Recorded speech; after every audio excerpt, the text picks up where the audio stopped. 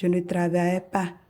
Donc, si j'avais besoin d'un gâteau de 25 francs, je devrais attendre mon mari pour lui demander les 25 francs pour pouvoir acheter.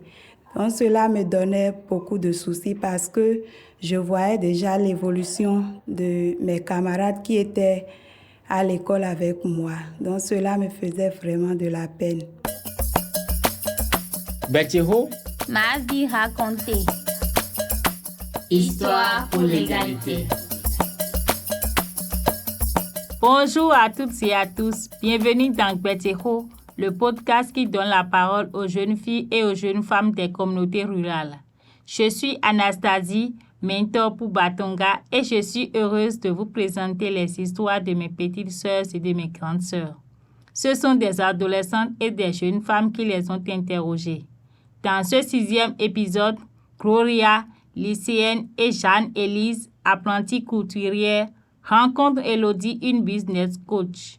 Je m'appelle Élodie, j'ai 29 ans. Je suis mariée et j'ai 4 enfants. Je suis membre du cercle des jeunes femmes et business coach. Est-ce que vous pouvez nous raconter votre histoire?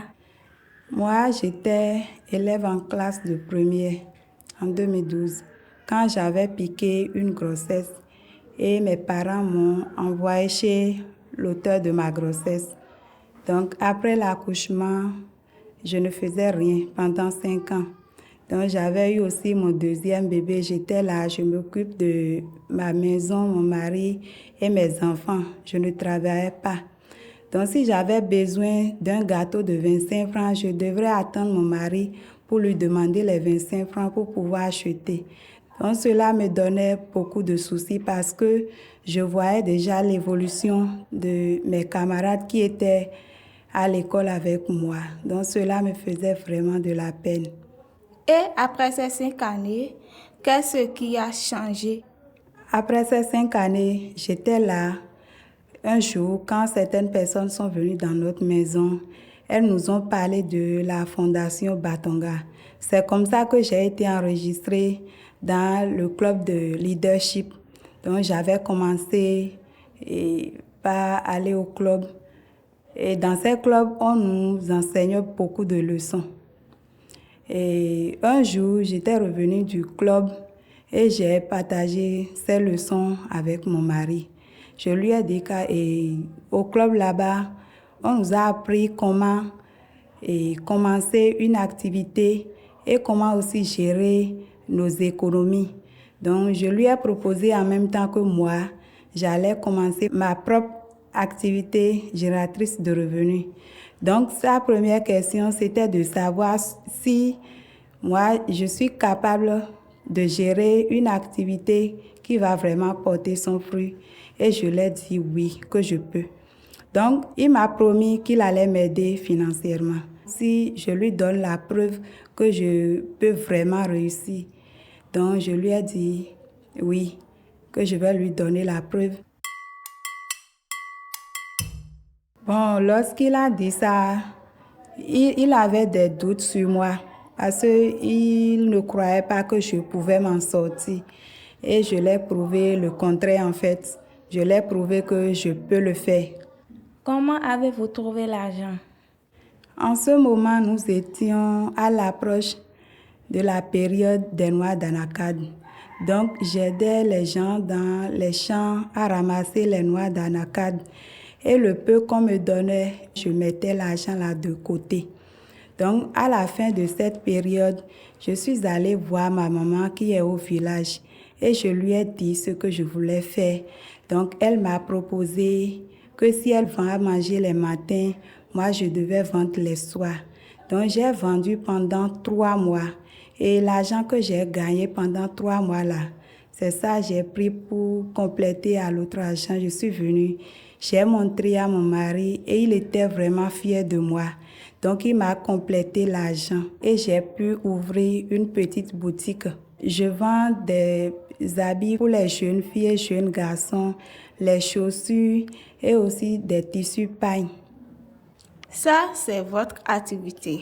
Mais vous en avez une autre avec le cercle des jeunes femmes auquel vous appartenez?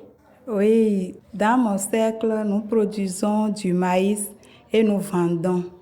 Et nous produisons également le manioc que nous transformons en gari, c'est-à-dire la farine de manioc que nous vendons aussi. En fait, on a un champ que nous-mêmes, nous cultivons. Le champ appartient à l'une de notre cercle, donc elle nous a prêté. Et en ce moment, on aménage le champ parce que la saison des pluies approche et nous sommes au moment de la semence. Pourquoi vous avez choisi de cultiver vous-même? On a choisi de cultiver nous-mêmes parce que nous avons analysé et nous avons vu que si on achète du manioc pour transformer en farine de gari, nous n'allons pas faire beaucoup de bénéfices. Et nous avons vu que si nous produisons, cela va vraiment nous favoriser. Au début, Batonga vous a donné 120 000 francs CFA pour démarrer l'activité. Aujourd'hui, est-ce que vous en faites des bénéfices? Aujourd'hui, on fait des bénéfices. La première année, on n'en a pas fait, mais l'année dernière, nous avons fait des bénéfices et nous sommes vraiment contentes. Si on a fini la production, on dépose et lorsque le prix est élevé, on vend en détail comme en gros aussi. Et nous voyons que vraiment c'est bon. C'est Batonga qui nous a appris à attendre. Avant, certains d'entre nous produisaient du gari et vendaient. Donc, elles ne faisaient pas comme ça. Quand elles produisaient, elles vendaient en même temps. Il faut attendre quand le prix est élevé pour vendre, pour en faire des bénéfices. Ne rencontrez-vous pas des difficultés? Comme c'est nous-mêmes qui produisons, on ne rencontre pas de difficultés comme ça. C'est très bon de tout contrôler et de maîtriser tout le processus. On est fiers de nous-mêmes parce que nous n'avons pas quelqu'un derrière nous pour contrôler ce que nous sommes en train de faire. C'est nous-mêmes. Que dit votre mari maintenant? Mon mari, il dit souvent qu'il est fier de moi maintenant parce qu'il voit une autre femme en moi. Il se demande si c'est vraiment Élodie qu'il avait connue et avant que je ne connaisse Batonga. Il me dit souvent que j'ai vraiment changé, qu'il est fier de moi quand je suis en train de travailler maintenant. Il voit que c'est très important qu'une femme soit autonome parce que lorsque je ne faisais rien, tout le temps, je lui demande de l'argent pour mes petits besoins. Et pour faire quelque chose, c'était toujours lui en fait. Et quand je travaille maintenant, tous les deux, on participe pour le financement dans le foyer. Donc, il est très content. Il me félicite souvent. Il me dit de continuer comme ça. Même si je veux me faire plaisir, même mes boucles d'oreilles, mes besoins personnels, je ne demande plus de l'argent. Je le fais moi-même. Si je vais acheter des chaussures pour mes enfants et leur acheter les jouets et autres là, j'achète moi-même. Et c'est pas seulement l'autonomisation en fait. Dans ma vie de femme, je me sens plus épanouie aujourd'hui en fait.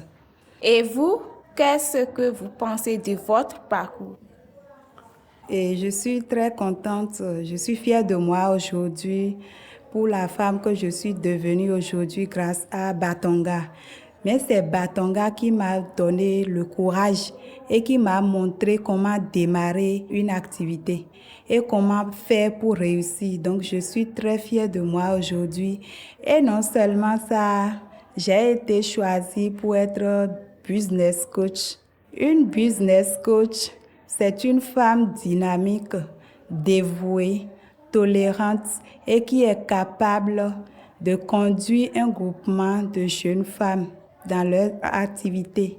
Je suis membre d'un cercle dans mon village et je suis business coach dans un autre cercle. Dans l'autre sexe, c'est moi-même qui motive les jeunes femmes. Je les aide. J'essaie de partager en fait les connaissances que moi j'ai eues à Batonga. Je partage ça avec les autres femmes aussi.